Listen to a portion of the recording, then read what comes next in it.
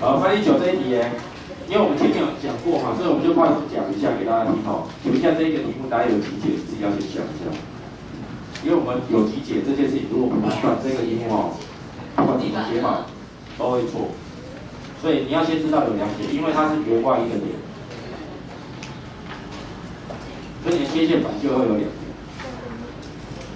OK， 所以你会有2条。那今天这2条它都要通过负2逗点1这个点。所以怎么去找到这2条线呢？好，所以这个就是我们之前做过的题目。那我们使用的方法是怎么做？因为我们现在学了向量嘛，所以大家就想说我会用向量来想它。其实我跟你讲哦，不好想。对啊，你也想用向量去想它，其实是不好想。为什么？你要假设这条线的法向量还是方向量，都不好假设。就算你假设好之后，通过这个点，再加上你的向量，怎么写方程式，也不好写。所以我跟你讲，不要因噎废食，不要说我们到第3章全部都要用向量想，我们还是可以把前面的什么，随便，不开心了，你还是可以用点写事情。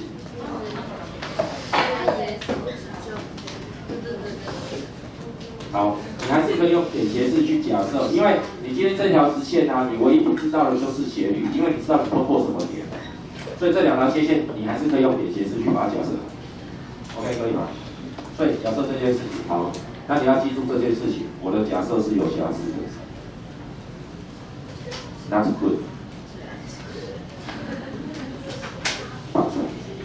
OK。就是虽然不好，这个语法就是很随性的嘛 ，OK 啊。但是good，反正 OK， 为什么？不够好，但是可以接受。那个可以接受的原因是因为我知道我的假设有瑕疵，那个瑕疵来自于我既然假设这条直线是有斜率，那我就忽略了它唯一的没有斜率的情况就是切直线，对不对？但是导致 OK 是因为什么？你等下最后看一下答案有没有找到就好。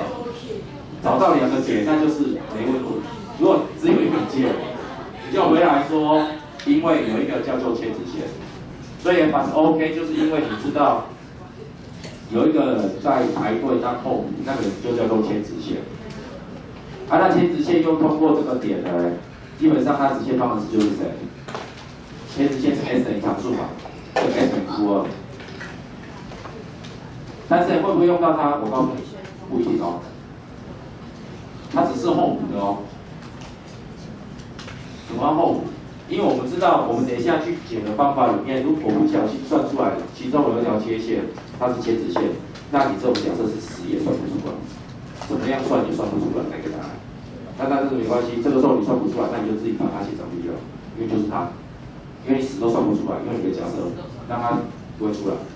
OK， 好，那所以这个时候我们会用的方法就是再把这个打开。回顾一下，为什么它有能力叫做切线？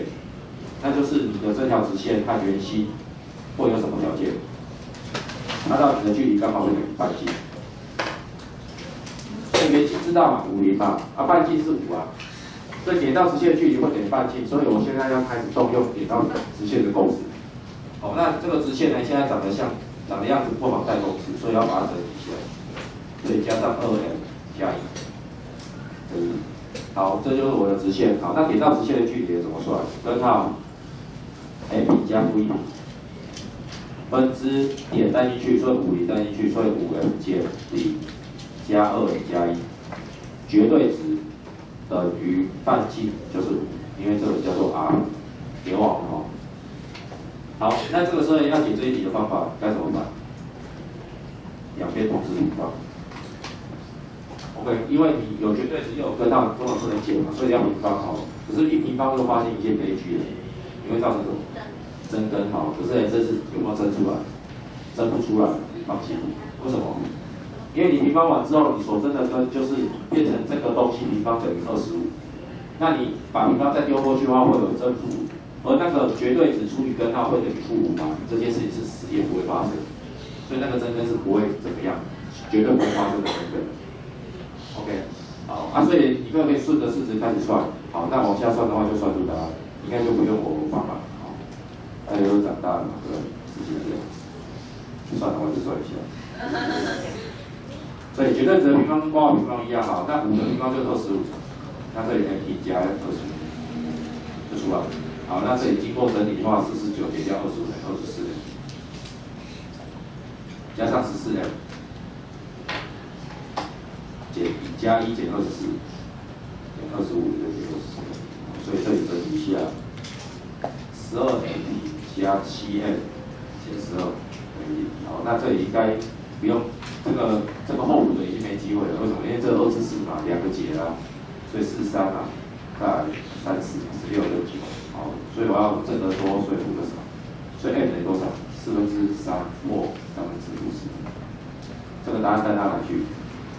跟到上面这里来，就是你要有条件写。OK， 这样可以吗？大家来看一下 ，That's good。啊，因为有2解了，所以没机会。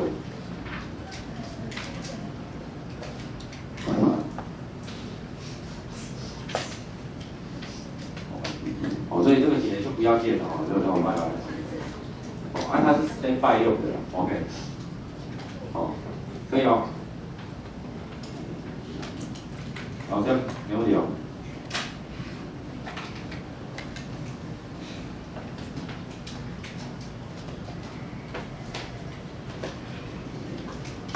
好，那接下来我要看一下下一个哦。13题，教完吗？对，好。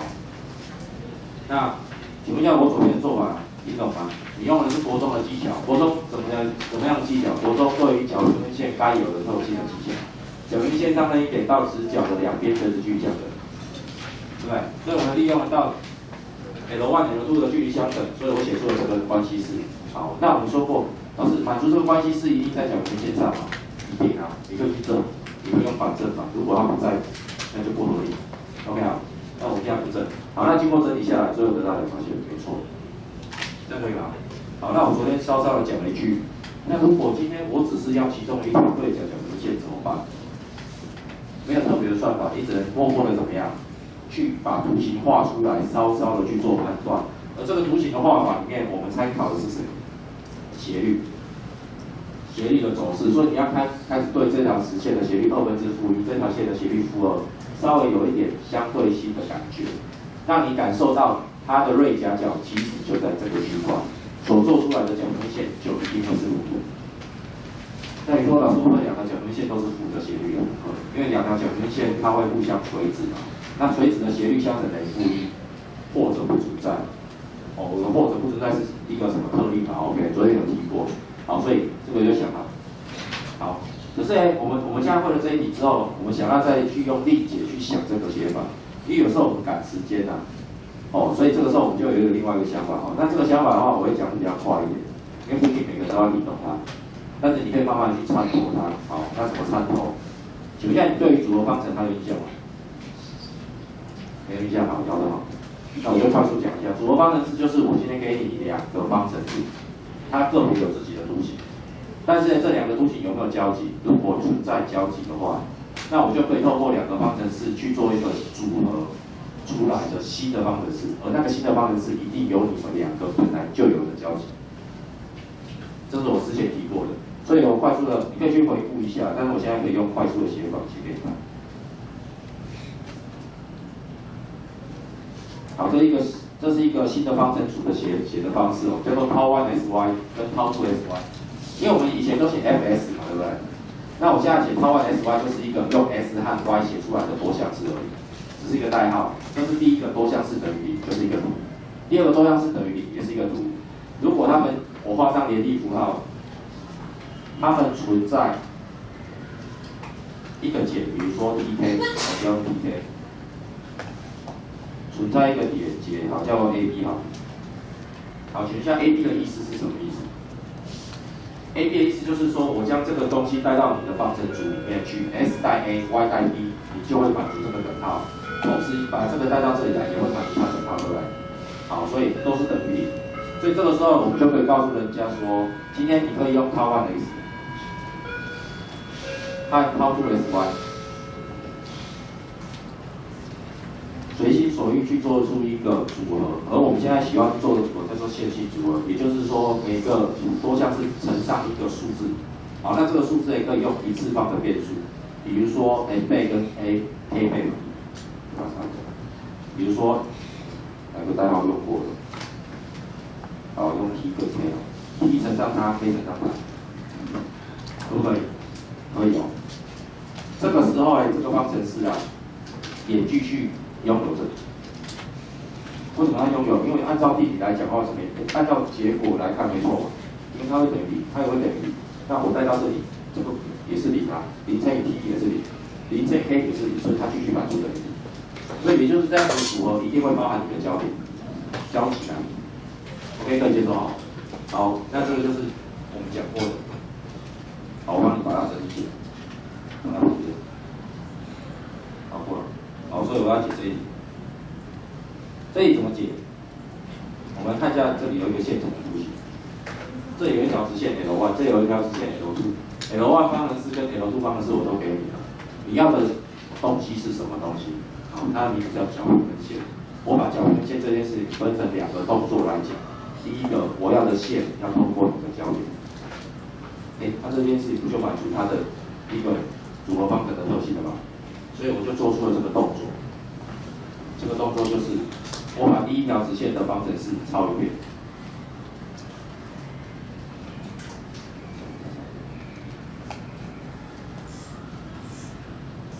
我再把第二条直线方程式抄一遍。之后教你们用线性组合把它加起来。其实不一定要线性的，你也可以乘上某个变数啊，什么东西都可以。可是我不成，因为我们现在就是要让它组合出来，还是一条直线，因为你要的是一条蓝色这条角平衡线，对不对？所以我先问一件事情，我这样的组合会不会是一条线？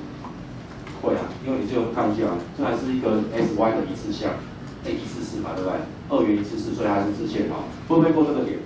会。好，那这个时候我在这边随便写一个3，这里写一个2。是不是都还是会过这个点？所以我可以随便写。可是既然可以随便写，那我可不可以前面它只是一个比例的感觉，对不对？你这里写3，这里写2，那我同除3就相当于这里写1，这里写2，这里除以3还是0，对不对？所以我可不可以这样直接假设？你乘的这里是1，这里是0。好，所以我现在问你一件事情，我要过这个点的线，我都用这样子写，可不可以接受？可以接受的。所以你要的角平衡线就是会过你的交点的线，但是现在要满足第二句话，第二句话要跟你夹的角和它夹的角要一样，对不对？要跟他们两个可能角对不对？夹的角。好，所以这个时候我们要用一个很聪明的方法去把它做出来。所以这个时候我们确定 K 可以怎么写？觉得我们这个时候我们会做这个组合，那 K 怎么写呢？我们就可以透过一个方法把它写出来。就是把第一条线的法向量长度找出来，第二条线的法向量的长度也把它找出来，而你的 k 就会等于这个数字，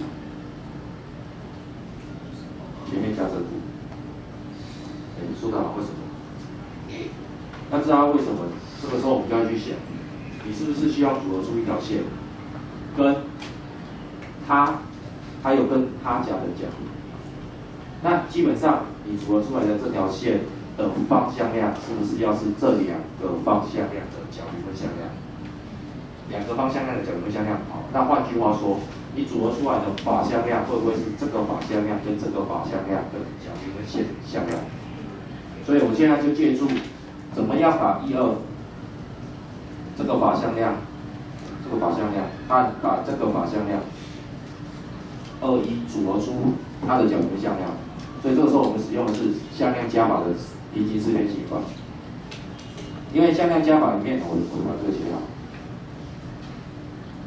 向量加法里面我们教过 n1 跟 n2 在加的时候，我们使用的是什么？平行四边形把它加起来，对不对？那我现在直接加我就知道答案了。可是我们从图形看得出来就是这条线，这个向量，所以直接把两个向量相加就会得到这个向量，对不对？好，这个向量会不会把这个角平衡？不一定。其实通常是不一定，那为什么就会呈现一个？因为今天这两个线到底有没有等长？好，请问一下，法向量等长是每次都这样还是偶尔这样？偶尔啊，所以我今天是设计好的啊，所以是偶尔这样。所以你只要把它们的发向量长度调整成一样，再加起来，那是不是就变成角的向量？所以请问一下，我这个动作就在干嘛？你的向量不动，我把后面的向量调整成跟前面一样。就像 K 放在这个位置，它是不是可以把里面这个法向量除以它的长度，变成单位向量，再乘上 n1 乘长度，那是不是跟前面的法向量前面一模一样长？一样长之后，相加那个向量，不就是分 n1 和 n2 的向量吗？那老师，那你为什么还要再列一个负啊？因为我要的东西其实要这一个之外，其实我还要这一个。那我要那一个的话，其实我只要把 n1 反过来看就好，这样看就可以，懂吗？所以这件事情就造就原来我们就可以做这么快的一个机器。OK， 这给大家参考一下。好，我再把它简略的写给大家看一下。它有一个简单版的记录方式，给大家看一下。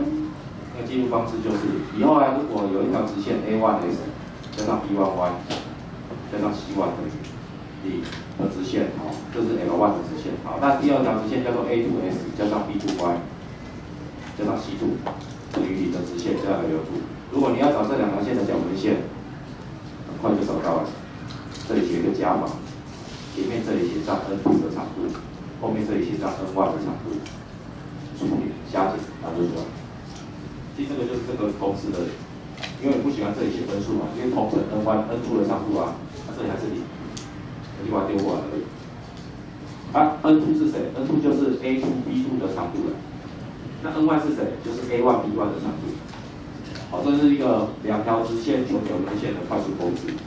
它使用的技巧就是用那个什么组合方程，再加上向量合成角跟向量的特性。哦，就是把向量长度变成一样长就好。哦，这个有没有把它变一样长就好？它本来长度是 n1 长，现在可以放大 n2 倍，就变成 n2 倍 ，n2 长度乘上 n1 长度。啊，这个是 n2 的长度，再乘上 n1 长度，那就变成 n1 长度乘上 n2 长度一模一样。这样可以吗？好，可以的话，我们就来验收一下下面这一题。答案结束了。记。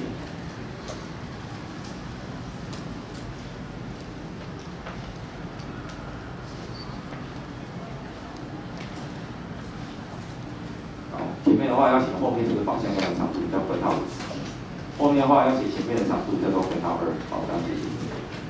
一个加一个减，好，两条线就结束了。